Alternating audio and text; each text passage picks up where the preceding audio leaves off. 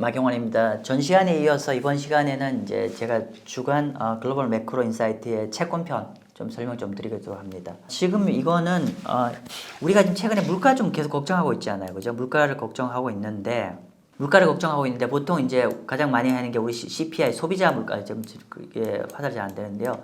소비자 물가가 앞으로 내려갈지 올라갈지가 되게 중요한 관건이지 않습니까? 물가가 내려가야 금리가 내려가는 거니까, 그죠? 자, 그러면 물가가 내려가는지를 알기 위해서 또 물가에 선행하는 지표들이 중요할 거잖아요. 그게 바로 PPI, 생산자 물가입니다. PPI. 그러니까 여기 보시면은 생산자 물가 PPI인데 보통 일반적으로 PPI가 떨어지면 시차를 두고 또 CPI가 떨어져요. 그렇기 때문에 우리가 CPI의 방향을 알면 PPI의 향후 시차를 두고 이 CPI가 어느 쪽으로 갈지를 가늠을 좀 할 수가 있는데 한번 볼게요. 지금 보시면 어떻습니까? 보시면은 최근에 6월 달에 PPI가 1% 상승했어요. 1% 상승해서 전년 동으로부터 1% 상승했고 이거는 와우. 어떻게 되냐면은 11개월 연속 하락하고 있습니다. 11개월 연속 상승이 계속 떨어지고 있다는 거죠. 보시면은 작년 3월 달에 11.7을 찍고 이후에 계속 물가가 좀 PPI 물가가 둔화가 돼서 금년 6월 달에 1.09까지 빠졌죠. 그래서 이거는 20년 12월 달 이후에 가장 낮은 레벨입니다. 즉 이거는 우리가 향후 물가 입장에서는 굿뉴스죠. 굿뉴스입니다. 그래서 이렇게 PPI가 지속적으로 우리가 떨어지면 결국은 CPI도 조만간에 더 안정화될 수밖에 없다라고 보시면 될 것 같습니다. 자, 그리고 제가 이제 미국 경제를 얘기할 때 보면은 미국 경제가 이렇게 해볼까요? 지금 제가 한번 써볼까요? 쓰면 너무 길겠네요. 그냥 간단히 말로 말씀드릴게요. 보통 이제 이렇게 되잖아요. 그러니까 미국 경제는 보면은 이제 미국 경제 GDP를 보면 미국 경제 GDP에서 가장 많이 차지하는 비중이 컨섬션 소비죠. 그래서 미국 같은 경우는 소비가 전체 경제의 한 70%를 점유를 하고 있는데 그러면 우리가 미국 경제의 향배를 예측하려면 미국의 소비의 향배를 예측해야 되고 미국 소비의 향배를 예측을 하려고 하면은 즉 앞으로 미국 사람들이 지갑을 열까 말까를 판단을 한다고 하면은 뭘 봐야 될까요? 그 질문을 저한테 물어보신다고 하면 저는 간단합니다. 내가 안 잘리면 되잖아요.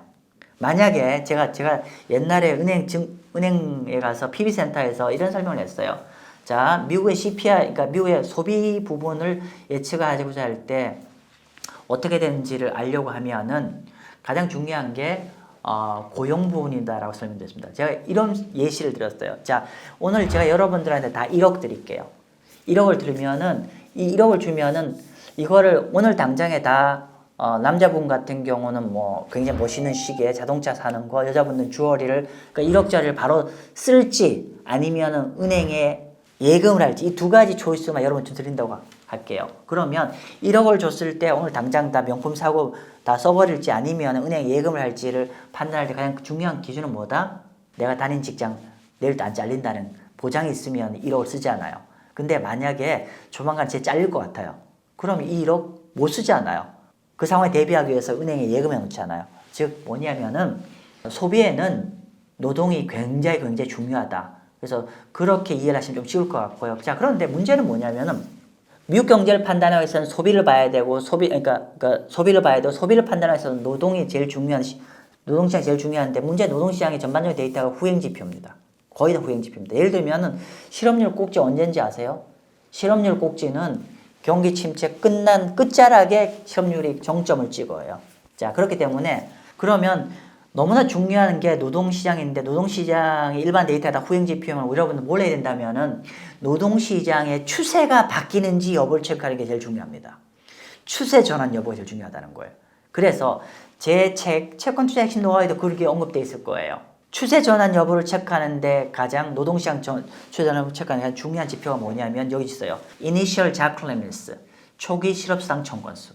즉 초기 실업상 청건수가 턴어라운드를 했는지 계속 하락하던 것들이 돌아섰는지 여부를 좀 체크하는 게 굉장히 중요하다고 말씀 좀 드렸습니다. 자, 그런데 최근에 얘가 돌아서기 시작합니다. 여기 한번 볼까요? 읽어볼게요. 4주 이동평균 초기 실업 청건수가 최근에 이렇게 올라갔고 이거는 21년 11월 달 이후에 가장 높은 레벨이라고 했어요. 이렇게 돌아왔었어요. 근데 사실은 이제 제가 촬영 날짜가 6월 23일인데 어젯밤에 발표된 자료가 또 나왔어요. 여기 하나 또 추가된, 그러니까 이게 주간 단위거든요. 어제 발표된 자료가 이거보다 더 증가했어요. 즉 노동시장 적어도 이니셜 잡클램에서 계속 위로 올라가고 있습니다. 이거는 노동시장이 이제 돌아서기 시작했다는 반증일 수도 있습니다. 여러분들 계속 주목하십시오. 자, 그리고 또 하나는 방금 그거를 제가 이런 그 자료를 인용했는데 제가 사실 굉장히 해외 유료 리서치를 열심히 읽고 있어요. 자, 그랬더니만 그 다음날 제가 이거는 뭐냐면 JP 모간 자료입니다. JP 모간에서 미국 초기 실업수당 청건수와 경기 침체를 비교를 하는데 최근에 이렇게 초기 실업수당 건수가 이렇게 증가를 하고 있지 않아요? 그런데 이게 굉장히 중요한 그 실업의 어떤 바로메타로 JP 모간은 설명하고 있어요. 읽어볼게요. 최근에 초기 실업수당 청건수가 굉장히 크게 증가한 거는 굉장히 주목할 만하다. 초기 실업수당 청건수가 전분기 대비해서 10% 이상 증가했을 때마다 결국은 엔더 리세션으로 귀결되었다. 그죠? 그렇기 때문에 여러분들 초기 실업수당 청건수 꼭 챙기십시오. 자, 그리고 지금 이 슬라이드는 아시아 주요 국가들 국채시장 자금이 순유입되고 있는지 순유출되고 있는지에 대한 월간 동향 자료입니다. 자, 보면은 다른 대다수의 나라들은 거의 자금이 똔똔 플랫하고 있는데 한국 같은 경우는 3월 달까지는 넷 아웃플로였다가 최근에 3, 4, 5월 달에 자금이 크게 늘어나고 있어요. 그래서 외국인들이 여러분 이런 자료 잘 못 보셨을 텐데 외국인들이 한국 국채의 선호도가 계속 올라가고 있다라고 볼 것 같습니다. 물론 제가 다른 동영상에서 설명을 드렸죠. 한국은 그러니까 이렇게 외국인들이 선호할 만한 충분한 자격이 있는 거죠. 상당히 높은 캐리 금리도 있고 또 우리가 금년 하반기에 WGBI 인덱스, 월드 거버먼트 본드 인덱스의 굿뉴스도 있고 그리고 또 뭐가 있죠? 상대적으로 캐피탈 게인의 여지는 높죠. 무슨 말이냐?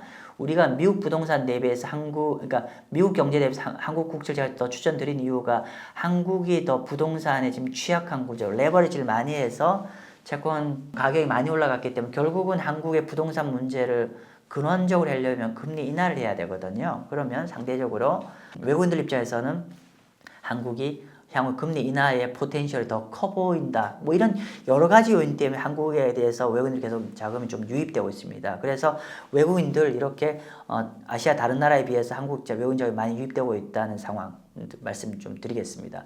아무튼 저희 마생투 채널 보시면 이렇게 다른 채널에서 보지 못하는 여러 가지 이제 국채 자금 동향이라든지 다양한 글로벌 시각에서 저희 채권 투자 도와드리도록 하겠습니다. 네, 여기서 마치겠습니다. 감사합니다.